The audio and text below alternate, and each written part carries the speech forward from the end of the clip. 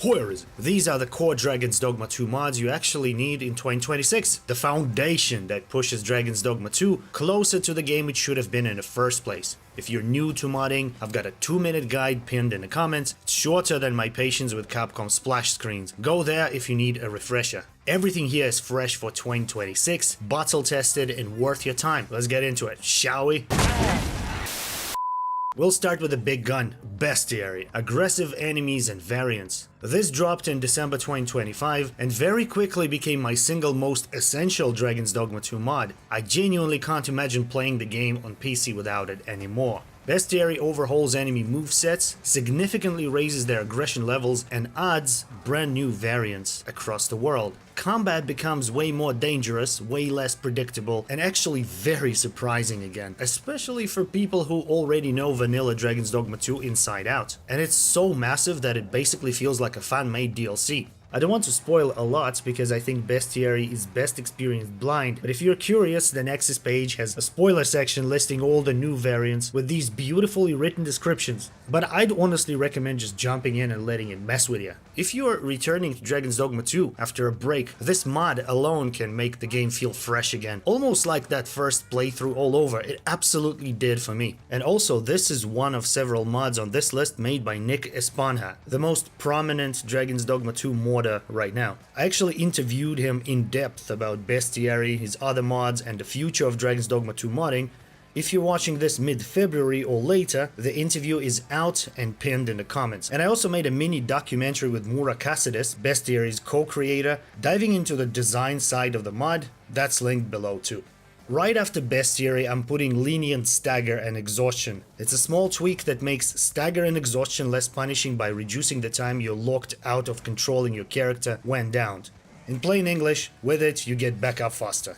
Losing control of your character for too long is one of the most annoying things in any game, not just Dragon's Dogma 2, and Bestiary makes those moments way more common. That's exactly why this mod was built with Bestiary in mind. Even Nick, the mod author, recommends running them together. You don't have to use it, you can keep it vanilla if you're a masochist. I tried that, and I got humbled in about 20 minutes. Bestiary pushed me back to this mod pretty quickly, don't sleep on it. Next up is Dullahan, the modular vocation overhaul. This is one of the biggest gameplay mods in the entire Dragon's Dogma 2 modding scene. It reworks every vocation, expands what they can do, trims back some of the cheesiest broken skills, and adds brand new custom abilities to mess around with. The key word here is modular. You can turn individual changes on or off instead of swallowing one giant package. The full list of vocation changes is absolutely gnarly. It's all on the Nexus page if you want to go down that rabbit hole, and here's one standout example. Warfarer's rearmament becomes a core skill, costs no stamina, and no longer has to sit on your skill bar. That means you effectively get 4 weapon skills again, which is a massive quality of life win. I strongly recommend taking your favorite vocation for a spin with Dullahan installed. It genuinely makes classes feel more expressive instead of locked into the same old tricks. Quick side note for the nerds, earlier versions of Dullahan used to give every vocation concussive leap for traversal. So Nick removed it later because that mobility was reintroduced through other systems like the additional pawn commands mod, which we'll get into in a bit. And also the second shameless plug in about 3 minutes, I know, my interview with Nick, the guy behind most of the mods in this video, drops mid-February. If you're watching after that, spin below. Another cut feature you might miss is Shieldless Fighter, blocking without a shield. That's no longer inside Dullahan, but you can grab it separately through the SOS Compendium, link in the description. Next up is Durnehviir, Dynamic Enemy Encounters. This mod overhauls monster culling events. You know, those roadside ambushes where you rescue an NPC from wolves or goblins and get rewarded with random junk. Durnehviir turns those into real fights by rewriting the spawn tables, so they can include full boss encounters, mixed enemy packs, and far more dangerous scenarios overall. The big update in these events can now happen at night too, which completely changes how tense exploration feels. For example, in Vermont, you can now run into an ogre, minotaur, or cyclops as a part of culling event, sometimes backed up by harpies, choppers, or goblins. And at night it gets even gnarlier. You can stumble into Dullahans, chimeras, golems, wights, skeleton lords, and Bestiary's worms. Over in Batal you can even encounter a Medusa or a Black Griffin, again thanks to Bestiary integration. Put simply, Durnehviir makes the open world feel more hostile and way less predictable, and it works beautifully alongside Bestiary. Quick pause, I'm Mighty Melvo and I've been covering Dragon's Dogma 2 since March 2024. Recently I started a new interview/podcast series where I sit down with Dragon's Dogma creators and mod authors, the people doing the titan work behind the scenes, professionals. The goal is simple: educate and entertain, edutain, while we wait for more Dragon's Dogma 2 news in 2026. Episode 1 with Austin Shelton is already out. Episode 2 with Nick Esponja drops this February. Yeah, I know I mentioned it. No shame at all. So if you want more of that, plus all my weird experiments in 2026, hit subscribe. And now back to the mods. A mod list isn't a mod list without the unofficial Dragon's Dogma 2 patch. It's a big stability and bug fix backbone for the game.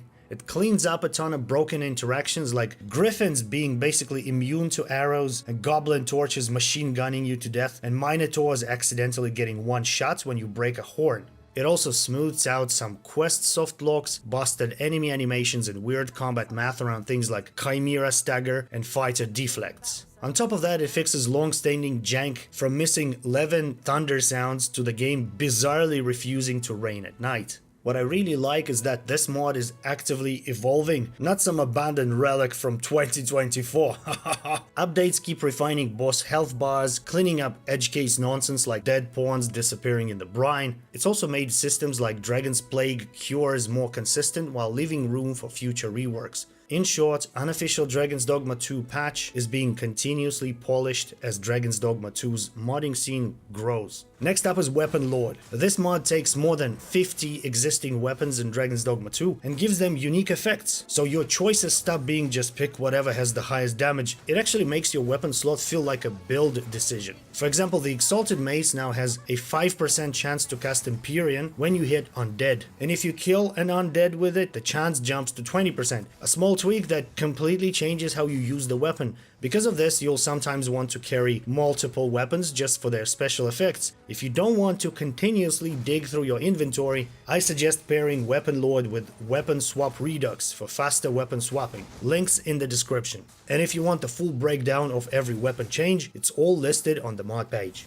Next is additional pawn commands. This mod unlocks extra pawn orders simply by double tapping your existing command buttons. And honestly, I have no idea how this wasn't in the base game. With it, you can tell your, for example, fighter or warrior pawns to use springboard or ladder launch on demand to reach places you normally couldn't. What's even better is that your pawn doesn't actually need those skills equipped to use them, which feels completely fair since they're mobility tools, not attacks. On top of that, you can instantly teleport all your pawns back to you, order mages to apply elemental boons to your weapons, or freeze your whole party in place if they're being idiots in a fight. Another mod I refuse to play without is Monster Infighting. This is a customizable mod that makes enemies turn on each other once their friendly fire hits a certain threshold. And no, enemies won't completely forget about you or chase each other forever, but it adds a really fun layer of unpredictability to combat and makes the world feel more alive. And you can tune it too. For example, you can set bandits to be hostile to literally everyone, which honestly just tracks because they're bandits. Spend a few minutes fine-tuning the settings and you'll find a sweet spot.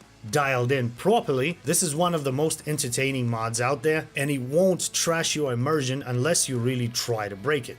Next is custom difficulty tweaks. This one really doesn't need an introduction. It lets you tweak almost every major combat calculation in the game. You can make things tougher or brutally tougher, or if you're feeling soft, easier. Damage taken, pawn damage, damage you deal, boss scaling, stagger resistance, healing XP, discipline points, crit damage, even the in-game economy. You name it, you can mess with it. Additionally, instead of the original mod, you can go with simple difficulty tweaks. It's a streamlined version of Telemiti's work with extra features. For example, the enemy-specific adjustments. You can set separate multipliers for damage taken, damage dealt, and stagger for each individual enemy type. That means you can tune problem cases without breaking the rest of the game. And even better, simple difficulty tweaks lets you tweak Bestiary variants separately, which regular custom difficulty tweaks can't do. So if you're running Bestiary, and you should be, use simple difficulty tweaks instead. And here's one more, intro skip. If you're experimenting with mods as much as I am, this one is basically mandatory. It skips the Capcom splash screens and takes you straight to the main menu. And even if you are not deep in the mod rabbit hole, it's still a simple quality of life tweak that saves you a few precious seconds every time you boot the game. Small mod, big sanity, grab it. And before we wrap up, if you're messing around with difficulty settings or testing builds, grab Enemy Spawner. It lets you summon any creature in the game on demand, so you can stress test your tweaks instead of guessing. And if you want to spawn Bestiary variants, use Nick's DevTools, which make that possible. I'm also working on a top 20 utility and small tweaks mod list for Dragon's Dogma 2, a bunch of microscopic quality of life fixes that make the game even better. It will be out soon, so keep an eye out. If you enjoyed this, check out my other videos, Dragon's Dogma or not, they're exactly like this one, but different. And if you want to see what I get up to outside YouTube, you can follow me on Twitter, X, and Instagram. Thanks for watching. See you in the next one.